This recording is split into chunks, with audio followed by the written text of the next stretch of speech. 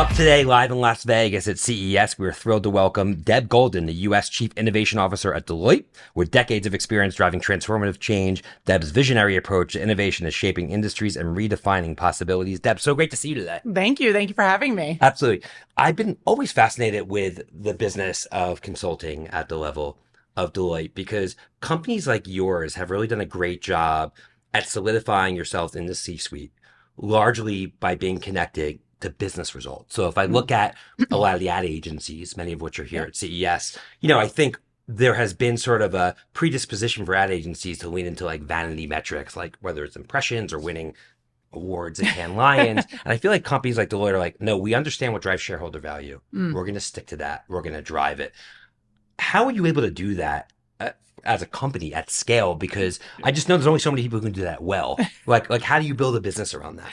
Yeah, I think it's twofold. I think there's both the importance of driving at scale, but also having your focus on the edges. So I think it's an and, not necessarily a or, because you always have to be looking at what is scale, but having that pulse on the edge is important. The edge of what's next. Right. Because it's not just about what's now, it's about what's about tomorrow. Yeah. And being careful, but also curious about asking that question. Well, it's also cutting edge and bleeding edge. I think yes. Bleeding edge is like, it'll get you a press release and a story, but it's probably 2 steps away from driving business results. But cutting edge, like AI right now, is kind of where you need to be. Well, and I also think there's this notion of results. Yeah. So it's the weirdest thing to me. Like, what is a result? Everybody is so fixated on short-term results. And what do long-term results mean? Because obviously we have shareholder results, but we also have what is the result for tomorrow? And especially in the world of AI, if you look at only short-term results, you're actually going to lose focus on what is even midterm. Of course. Because time means nothing anymore. I remember when Facebook, I was an early investor in Facebook, not early enough, but fairly early. And when they dropped, their stock dropped from like $50 to $10 when they announced that they're shifting to mobile. Right. Because they were trading, desktop dollars for mobile dimes. I remember that's what CNBC said. And their stock dropped dramatically. And it's like, short term, they took a drop. What if they didn't shift to mobile? Where would they be today? Well, that's right. And if you look like even at brick and mortar stores, right? They've changed even completely. Or if you look at how online shopping has changed, how stores and retail has changed. And if you even just think about consumer preference today and how we're going to have to change business models. Yeah. Thinking about that. So scale and what scale means to your question. Scale is also about how to change business models. So you're not scaling the same thing that you do today. And so if your metrics and your vision for what short-term and long-term looks like, you have to actually be able to adopt your business models to be able to look at short-term and long-term goals. So goals mean nothing if you can't actually figure out how to adopt those models. So when I was saying scale, what I meant was you have hundreds or thousands of clients around the world. Yeah. And you have to deliver a type of quality and strategic rigor at scale. Yes. That's what I mean by scale. It's very hard to find people that, 50 people, let alone 5 people, or that you can go send somebody on a plane and meet with the CEO of a Fortune 100 company and know that they're going to be able to go toe to toe with them and really help them. Yes. And do that over and over and over again consistently. To me is the fascinating thing as somebody who's run agencies before. And I think it's also the discipline of being able to have both specialists in certain things and then also individuals who can look across those different things. And to me, like that's also a little bit of my secret sauce is being able to connect all those dots. And so my career has enabled me to be in a lot of different things. So our commercial businesses, our government businesses, and our consulting businesses, and cyber businesses, and global. And particularly in today's day and age, when you look at how all these things are converging, being able to see that across the board is a lot of where we are today. So things are blending so much. What's solving for healthcare today is not really healthcare. It Look could at be CES. There's businesses everywhere, that's right. Not just technology. Right. And they're popping up to solve. I mean, who knows? Tomorrow we could go get our car washed in a car wash and you're getting a body scan. Who knows, right? And so when you think about what is solving tomorrow, the ability to ask those questions is not going to come from the traditional businesses. So to me, that is the beauty of a large type business when you have so many people who have disciplines in different things, but also the ability to see across the board. So different that's categories. Just the beauty of it. Yeah. Yeah. It's like there's core drivers that all these businesses have in common across industries in terms of the challenges they face, whether it's inflation or a polarized culture, like there's certain things that or macroeconomic issues, whatever it may be. But then there's nuances to each business industry sector That's correct. that bleed over and allow you to take learnings from one to the next. That's right. That's right. So what is Deloitte's approach to innovation? Because and this is a kind of broad question, but I know there's like kind of two ways you can go about it, right? You can start with the company inside out, figure out the industry, the category, et cetera. Or you can say, this is where the world's headed. This is where the consumer's headed. What can we do about it? Right. So there's twofold. I think it's a and. So we innovate, I would say, every day. So with our clients, we're innovating every single day. So whether that's in engagement, whether that's on a specific topic, could be innovation every day. But then there's also what I'll call midterm transformational innovation, right? Okay. So what I'm focused on are the 18 to 36 months out, which I joke about because, again, time to me right now is almost irrelevant because we're moving. Speed is also like a crazy word, right? Yeah. So what is the next thing? So whether that's space, there's a lot of obviously talk right now on quantum, there's spatial computing, robotics, right? How are we evolving to the next thing? So those are the more transformative innovation. That's not 100% of the company focused on those things. You don't need 100% of any company focused on those things, right? So in everyday life, everybody is probably innovating in some capacity, as they should be. There's a smaller portion that's focused on these bigger, larger, transformative. What does that mean for us as a business? And by the way, the us could be our clients. It could be us as our own company, or it could be us as our ecosystem partners. Yeah. So as we think about that, again, I think part of it is, and what works for me fundamentally, is how do we challenge today's demands? And you have to be willing to ask the why not question. It's fundamental to who I am. It's fundamental to what I do. Yeah. It's fundamental to pushing past optimizing for efficiency. Right.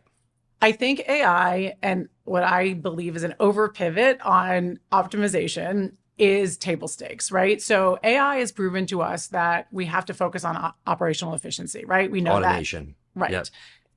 While innovation, because it is definitely innovation, that is not how we create net new businesses. It is giving us the path to net new businesses. We've only started to begin to see the value of AI. And so what is that going to be in the next 18 to 36 months? Well, it's about AI is not the solution because you have to figure out what the problem is first. What's the problem of the business? Right. What's our best way to get there? And yes, in this day and age, AI will probably play a role in it. I think where a lot of companies make sense, like we need an AI strategy. Like, you don't need an AI strategy. Right. You need to figure out what the biggest problems are in your business. And then how do we approach it knowing that AI is a tool? Right. And if you ask the why not, right now people, I think, have a tendency to ask that we do things today because we have to do them that way. And if you ask the question, why not? Why do we do it the way that we do it today? And I fundamentally believe there's not a shortage of people that desire change. Yeah. There's not. And we can say it's a certain generation. It's not. It's across generations. Our goal has to be to bridge generations. It's not to separate generations. And there's not one person that doesn't desire change, transformation, growth, development. The challenge is that we have systems that don't enable that change. Right. And the generational gaps is a good point. I mean, I'm a Gen Xer. Yep. I did not grow up with the internet in the household. When I tell my kids that, they're like, what? You didn't have the internet when you were in high school? Wait a minute. Did you have a TV? Exactly. Did you have the Stone Age? What did you have? Exactly. And then you have millennials, and they were the first generation to grow up with the internet in the household. Right. And you have Gen Z, the first generation to go with the iPhone. Right. Right. And now you have Gen Alpha, first generation to go up with AI. And those are huge generational gaps that make people rewire differently. Correct. And right now, the millennials are slowly entering the C-suite. Yes. And like, I was talking with a friend last night, the ad industry still is a kind of like that old boy network. Right. And that's how work was done. But when millennials become the new CMOs, that's just not how they are. It's about hands on keyboard. And so then the way that industry, as way of example, it's going to be done differently. And that's a perfect example of how generational shifts, once those people get in the C-suite, will change things a lot. And if you look at it, but if I were to ask if we were to take one from every one of those generations, I guarantee you every one of them, if asked in different ways, would say they empower and thrive for some sort of change. Yeah. The systems, again, that are not built for them to thrive the way that they want to do it. The legacy systems. Correct. And so take something as simple as everyone cannot really agree on what go back to work means, right? Yeah. Cannot agree. No matter how you redefine what go back to work looks like, look at how the offices are built. The offices have never changed since 1980. Yeah, people are going to come in now. Like we open up an office. Everyone's like, we want it. And then when people showed up, since most of our company is still distributed, everyone's on Zooms anyway, and no one Right. can hear each other. Well, right. And so if you're asking people to come back into the building and yet the building hasn't systemically changed, Right. you're not changing the You're stuck in system. the past. That's right. And so that's the easiest visual idea to It's a give great to example. people. Right. And so if you think about there's a desire to change, you've got a multidimensional issue with many different generations, all desiring to have change. And yet you're not actually focused on the systems that are the things that need to So change. here's the hard part about that, though, Yep. is that talk about the speed, right? Yep. Of something like AI and the things that you can do today with AI. I spend about 95% of my time in it. Mhm. Is so much more powerful than even 6 months ago. So I run a Yes. software company. We have an R&D team that is built on a pre-AI era. Yes. Their jobs, the way they work, etc. So the question Yes. becomes for me, it's like, well, what do you do? Do you just completely rebuild it from scratch? No, you don't do Right. that. That's so disruptive. But what if you don't have the right skill sets? What if you need different skill sets? And I think a lot of it is just getting off the fence, and you do have to make some hard decisions Right. because you're never going to But- drive change in. This is your same example as your office. So I would, and the debate would be, and doing nothing does what? doing you're going to be stuck. Right. Right. Exactly. And so fear, It's not right? an option. Fear Yeah. right now is causing a lot of instability Yeah, no. and also lack of movement. And so But I have Meta cut 30,000 employees. Like, yes. because Mark's it's a single class shareholder. He's going to come in and be like, I'm doing it. And that's how it is. And that's so some companies have figured out how to move quickly and make it happen. Well, and I think if you think about moving quickly, speed without actual focus is just chaos. Yeah. And so understanding what disruption means and understanding how people move is actually really important. So that's why even when I think about time and this notion of speed, time is important to understand what is the target. I can move fast. I can move purposely slow. Speed without any trajectory is literally chaos. And so you have to understand what that progress is and what the impact is going to be that you're looking to achieve. There is always going to have to be a change with any sort of approach that anybody's making to have impact, period. And so we should always, as humanity, want to have continuous growth. I don't care if that's AI. I don't care if that was in the Stone Age. I don't care if that's with a pen and paper. I don't care if that's with quantum. I don't care if that's with fusion.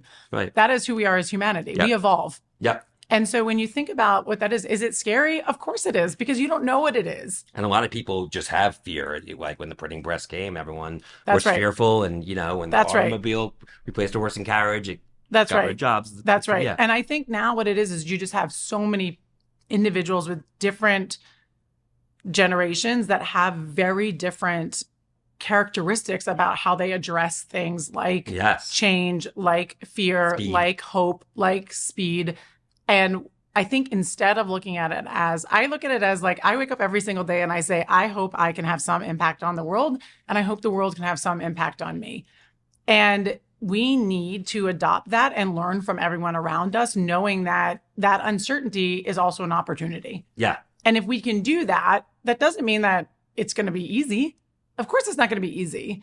But if we don't start, we're never going to keep the momentum moving. Yeah. I do, though, think this notion of speed is an erroneous goal, because the number one question I get is, I'm not moving fast enough, Deb. What do I do? I'm like, well, what is fast enough? Right. Like, what is enough? Well, I'm so confused. I'm so confused. Part of it's optics, and Yes. part of it is. But what's the benchmark of enough? Right. Who's the enough? Because somebody Right. to the left or the right of The you is decision moving maker. faster? Like, what is that? Right. It's whoever the arbiter of speed is, whoever they report to. Right. I've yet to figure out, is that the Stone Age? Am I looking at the sun? Because I'm not sure what that is. Yeah. And so, again, how do you measure that in a way that your stakeholders and your consumers, and what actually makes me a little bit concerned about that is when you think about the world that we do live in today, particularly around consumers, with hyper-personalization with AI.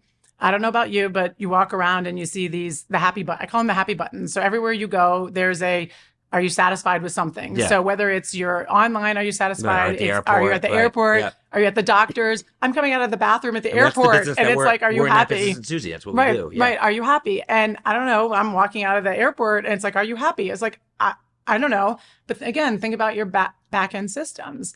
Are your systems going to support that input? So I'm Right. getting input now from my consumer So that what? says, right. So now how does speed impact that? So every time I'm hitting the happy button or the sad button, or I'm not, What am I doing with that? And so this notion of how do I take consumer preference, hyper personalization, and human empathy and tie that back into my systems. It's a good framework. And that is the disconnect that we are not seeing and paying enough attention to. We're very focused on the notion of we need consumer preference and hyper personalization. But again, do I have a system development and software engineering team that's built for 24/7 update? No. Right. Should I? Probably not, because I probably don't need to be updating that. Matters on the business. And to your point, is there a metric that's going to actually define that to be important and or critical? Do I care if my happy button isn't happy all the time? Can it be off by 5% or 10% or 15%? And that's where I think organizations really need to challenge that question around speed. But again, always going back to systemic change. People, right? Yes. So if you had a CEO of a company that was super metrics driven, that figured out what the 4 main metrics are for a company and was able to push that down throughout the organization, then you'd have an answer for how fast is fast. Correct. So it really starts at the top. Correct. And with a goal on long-term impact with short-term results. Yeah.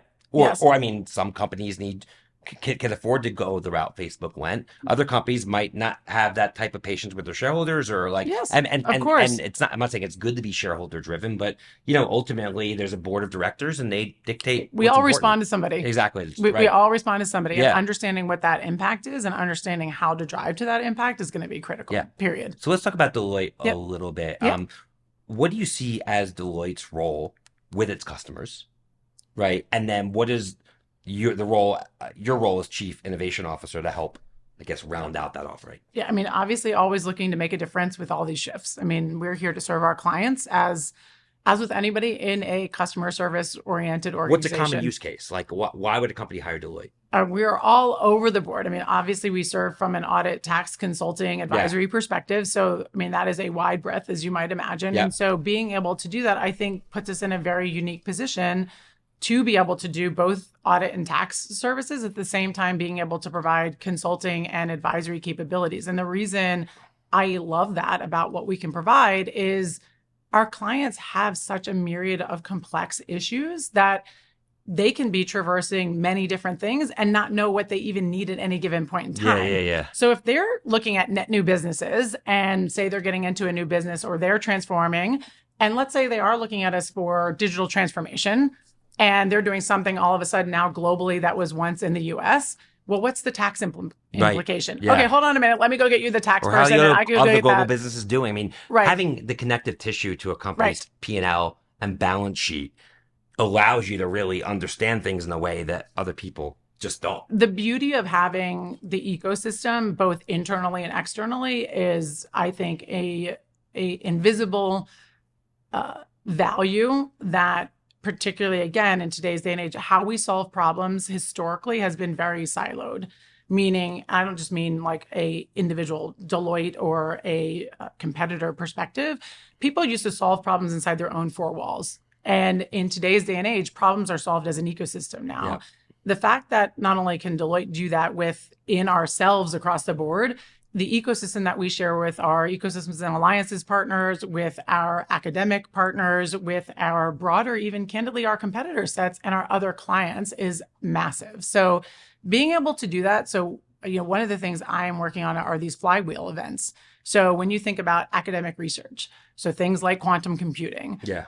I'm not going to sit there and go and hire thousands of people to go research quantum computing, but I am going to go create very important academic research with other entities that can help us go build that and think about the forefront with our clients. Sure. So those that are looking at doing clinical research trials and how can we go and advance that, we're actually doing use case development with academics to go and build that. And we're going to go do that on a global aspect so that we can actually produce academic research in that vein. So those are the types of ways that it's like, we're not just going to do that independently to say, Deloitte said this is amazing. We're going to say Deloitte said this is amazing with an academic research entity, with a client, with an ecosystems partner, and potentially with even a competitor. Yeah. And think about how impactful that is, not only for ourselves, but for our clients and for the world. Absolutely. So that's, I think, how we're going to solve these types of problems. And for me, that really adds to where we see the complexity of today's day and age. So that to me is just a fascinating way of looking at the world. So when a company is operating well, that enables them to have the right mixture of conviction and speed and, strategic acuity to make sure that you understand where you're going, that you're not just stepping on the gas without a steering wheel. What is normally the case with the leadership at that company that you found to be common? They're uncommonly common, maybe. I mean, Yeah. that sounds a little bit odd. It's interesting. Everybody's like, what's your checklist for leaders? I don't know that I have a checklist for leaders, which I often actually get. Empathy, I do. I have a big thing on leading from human centricity and empathy. I know there's a lot of discussion around authenticity, but I tend to go towards empathy and individuals who not only listen, but obviously I come from a huge background of being able to challenge the status quo. Um, we solve for people problems. And I think the people who are willing to solve for those people problems, and again, I don't care what day and age we're in, you're always solving for a people problem. And when I learn from, I mean, I've watched 13-year-olds who are solving highly complex technical problems because they lost a parent at a young age, or because they're a first generation immigrant, Right. or because they ask simply like, why does it exist this way? And I don't know another different way to think about it. Yeah. And so when I think about the leaders who are really solving and changing the way that they approach the world, it's because they're solving from a human-centered grounding. Right. Yeah. It's interesting that just how it really doesn't matter about the age. It's kind of a way of Nope. thinking. And it's just, that's why I Yes. think a lot of companies mistakenly have this sort of tenure-based approach to promoting leaders. Yes. And it's just because you've been there for 20 years doesn't mean you should be working for people who've been there for 5. I mean, Yeah. ultimately, there's some things you just can't teach. And Yeah. you see that. And I think a lot of companies are scared to promote, a 30-year-old to COO, but like, or they shouldn't be scared to promote an 80-year-old or hire an Yeah. 80-year-old. Like, I think ultimately you have to look at what that innate Yeah. human skill is. Yeah. And it's interesting to me, like when I think about tenacity and the types of skills that you bring to the table and how to actually balance IQ, EQ, management style, management skill, because understanding those things that you can actually all bring to the table and surrounding yourself by individuals who actually bring those challenges and ask those very difficult questions. It's not only important to ask the why not, it's to have the courage to lead through the why not. Yeah. Because it's really difficult to manage through change. It's not easy. One person once asked me, and I'll never forget it, I moved through this entire very difficult, challenging thing, got through it very, very successfully. And the individual looked at me and they're like, Deb, you should be so proud of yourself. It was amazing. And I was like, yeah, it was really great. I was like, but I was kind of sort of expecting, some grand thing at the end. And they're like, were you expecting someone to clap for you? I was like, I kind of sort of was. Like, where were the applause? And it really made me sit back and think, what is the expectation, knowing that change is really difficult and that there aren't a lot of people who can really move through a lot of systemic change because True. of what it actually takes to move through that change. And so when you think about the people who need to lead through the why nots, it's to have the courage to be able to actually take the time and the energy and the challenge that comes with the why not. Yeah, for sure. So shifting gears Yeah. to you as we wrap up here. I mean, I'm Yeah. first of all curious how much time you spend personally on thinking about the consumer and consumer trends and where are you getting those insights and information? Because obviously it's 2/3 of the economy. Ultimately it's connected to everything Yeah. at companies. I'm just curious how you spend your time in that regard. I think about the consumer all the time because Yeah. I'm also a consumer. So I Exactly. think about a consumer Right. all the time. I'm logged into just about everything. I mean, whether that's paper or whether that's reading. And yes, I'm still paper. I actually still write things. Yeah, I'm very I get connected it. to writing with pen and paper. Generational gaps, right? Yeah, I Right. actually love a Sharpie, and a Post-it note is like my still Yeah. fan favorite.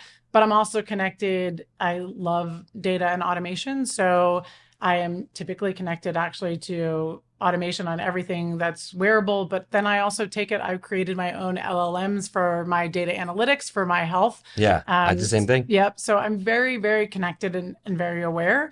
And then for external consumer, listen to a lot of podcasts, Yeah. yours. But I also listen to just very different and dynamic views. Again, as I said, I love to be impacted by those around me. So listening to very, very diverse voices is very important to me. So understanding things that I wouldn't normally probably listen to is the way I also just go about listening to that. Makes sense. Yeah. So we have a lot of younger listeners of the podcast who Yep. want to be in a role like the Chief Innovation Officer at Deloitte one day. Yeah. And what are some of the things that you think young people should be focused on earlier in their career to put themselves on the right track so they can stand out and really excel in an increasingly competitive, globalized world? So this one's going to sound super simple, but never, ever, ever stop being curious. Yeah, we hear that a lot. I mean, my mother died when I was young. And one thing that she did, which I found years later, was she saved all of my report cards from when I was younger. And regardless of the fact that I did very well in school when I was young, I talked a lot, also not a surprise. But what I was talking about was I was asking a lot of questions.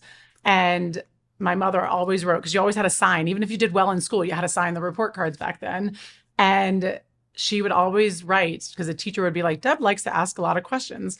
And my mother would always say, perhaps instead of asking why she's asking questions, support her asking those questions.